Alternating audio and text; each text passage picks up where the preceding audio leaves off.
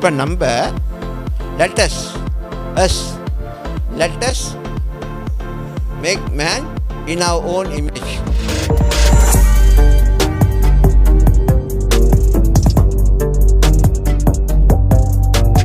இது எங்கே பாருங்க, அவங்க 3 பேரும் ஈக்குவல் பவர். புரியுதா? பிதாவுக்கும் இயேசு கிறிஸ்துக்கும் பரிசுத்தாக ஈக்குவல் பவர். ஆனால் 3 தேவன் தான்.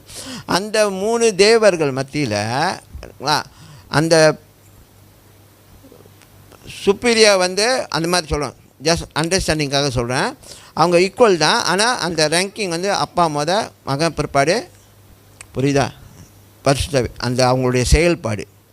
ஓகே. ஆனால் மனுஷனை படைக்கும்போது 3 பேரும் கமிட்டி மீட்டிங் போட்டாங்க.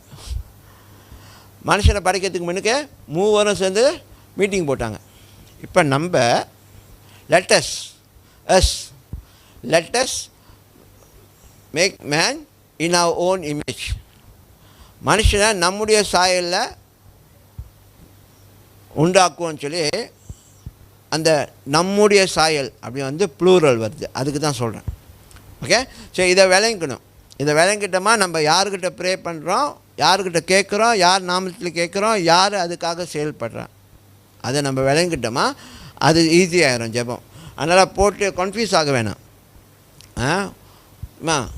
ஸோ திடீர்னு போயிட்டு பரிசுத்தா வீட்டு கேட்குறீங்க,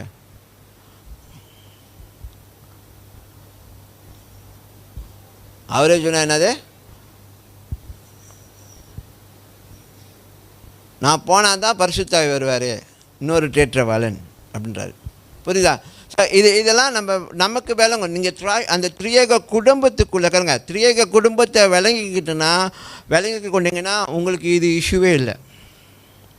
ஆனால் நம்ம தெரியாதனால தான் நம்ம மறுபடியும் அந்த பழைய ஸ்டைல்லே நம்ம போயிட்டுருக்கோம். அதெல்லாம் மாறணும். அந்த ஷிஃப்டிங் அதெல்லாம் ஷிஃப்ட் ஆகணும்.